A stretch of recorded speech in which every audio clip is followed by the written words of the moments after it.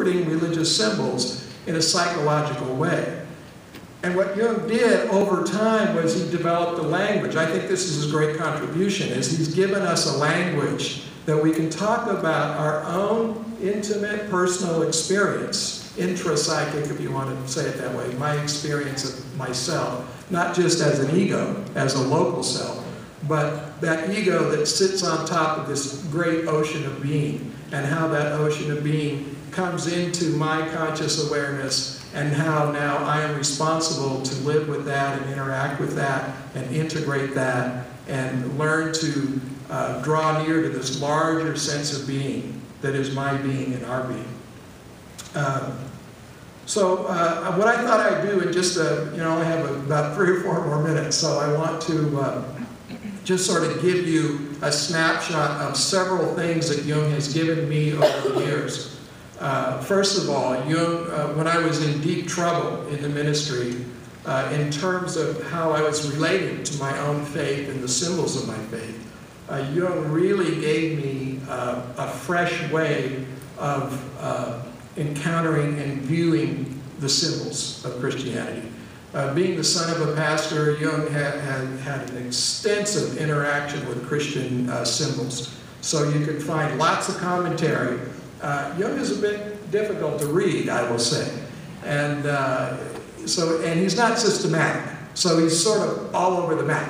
And it takes a long time to really sort of get him and to find, the gold there. But it's very much worth the effort.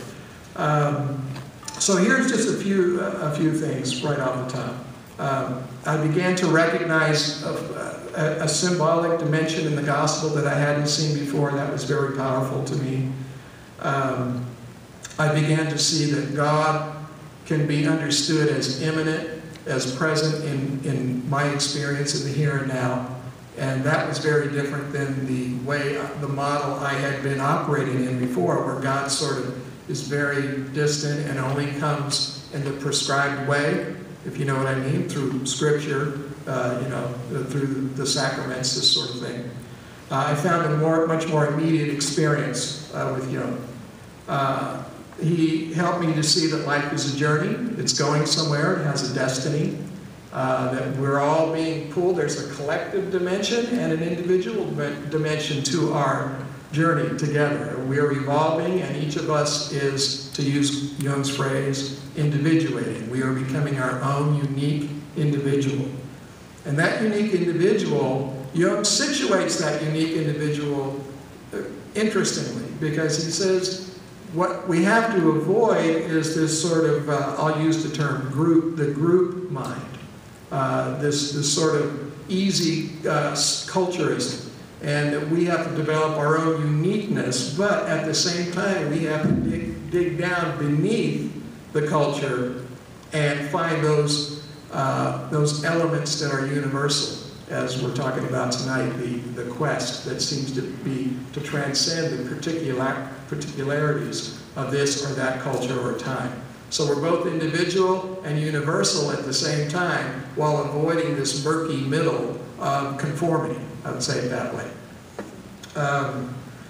For Jung, God is not untouchable.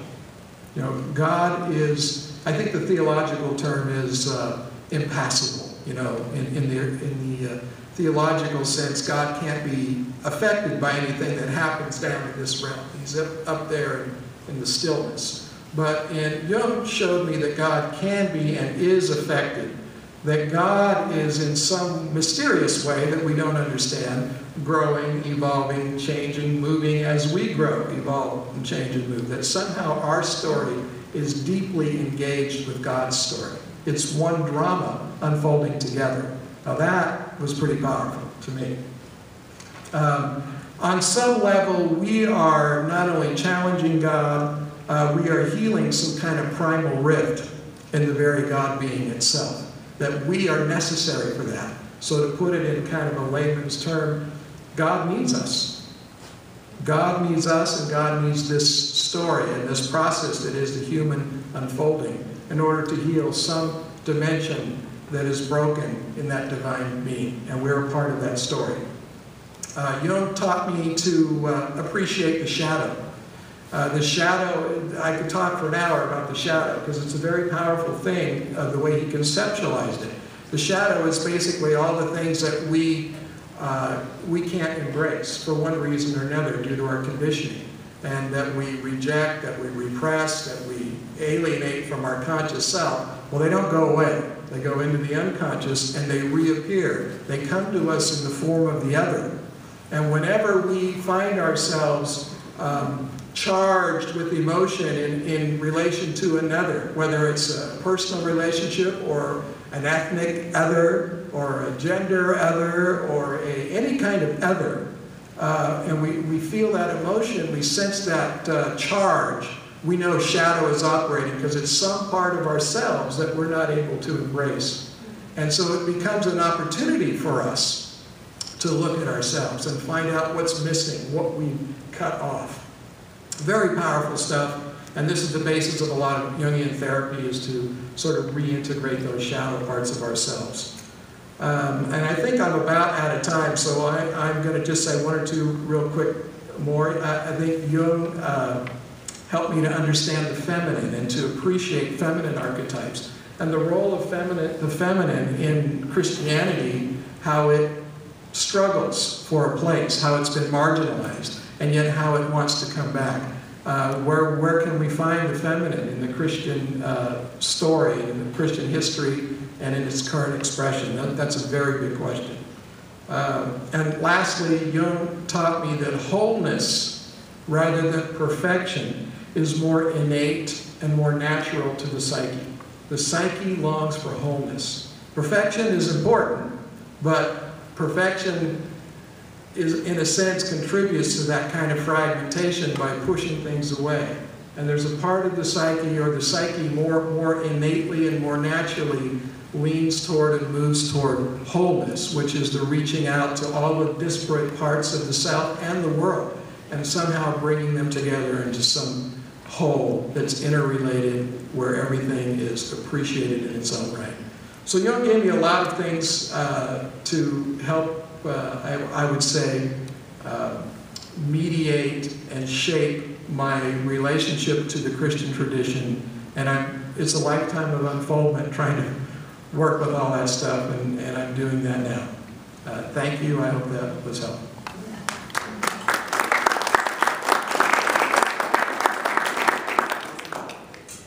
For those of you that don't know, Randy and I actually spend a fair amount of time together. We have lunch together. I don't know, it's been a while, but I'm always struck by how similar our explorations are, even though we come from vastly different traditions. And so I'm sitting here listening to you going,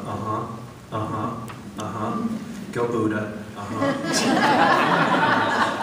It's really quite fascinating. To give you guys a bit of a background, I grew up in this community and was really taken with the idea of the mystery.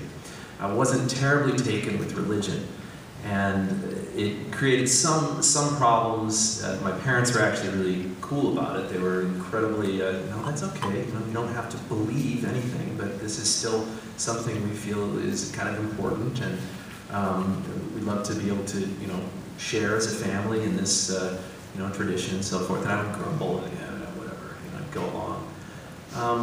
And then as I got into college, I started to really question this idea of faith. I had a guy who lived across the hall from me who was a philosophy major, and he said, so wait a minute, what is it that you really want? It was just this, evening conversation after Letterman was over, and we were still amped on coffee because we were studying so hard and so forth, and he said, well, what do you really want? I don't know. I want a hot wife and a hot car. And he's like, okay, and so what would that hot wife and that hot car give you? I don't know. He said, would it give you peace? And I said, that's probably what I want. I want that peace. He said, then why do you need the hot wife and the hot car? And it just floored me. You know, this idea that really what I wanted more than anything else was peace. And I was spending all this time in non-peace, you know. I loved my experience at Berkeley. It taught me so much. I mean, I wouldn't trade it for anything. But at the same time, I was learning about how human beings went to war, why they went to war, how they went to war. Both historically, politically, and economically, that was kind of my area of study. And so I was looking at daily non-peace. And so it just kind of burst in me. Something's missing. And to uncover, you know, what this could be, I started asking questions. I started asking questions of my friends, the more progressive pals that I had, part of a Jewish community, and said, well, why don't you come on, listen to what this guy has to say. He's pretty cool, and indeed he was pretty cool. And then I went with explored the Vedanta Hindu tradition a little bit, and a little bit of contemplative Christianity, and you know, so I kept kind of flirting, just sticking my toe in the water here and there, just really trying to test all this stuff out. And then I had a very close friend who said, well, let's go out to the Zen Center, Green Gulch Farm out in Marin County. I think you'll like it. I said, well, what do you guys do? Well, we sit still. So that's a great pitch, pal. And boy, that sounds really good. That's it, you just sit still. He says, stillness is the physical manifestation of peace. And I went, oh, that's right, okay, yeah, that's why I'm doing this. Okay. So I went, and this little bald guy in this beautiful set of robes and everything, I thought it was kind of funny. It seemed like the higher you got in the order of the hierarchy in Buddhism, the more cloth management was involved as opposed to anything else. It was really fascinating because these men and women weren't pretending to necessarily know anything that I didn't know. They weren't any closer to God or closer to spirit than I or anybody else. And so it was so non-threatening and so much about my work on the cushion. Be quiet. Sit still. Yeah, but what about the shh? Sit still. Be quiet. I sat still, and I was quiet. And here, 20 some odd years later, I'm actually doing this on Monday nights with my own group, essentially just sharing this teaching that they kind of bestowed freely upon me and everybody else, and that this tradition is so ancient.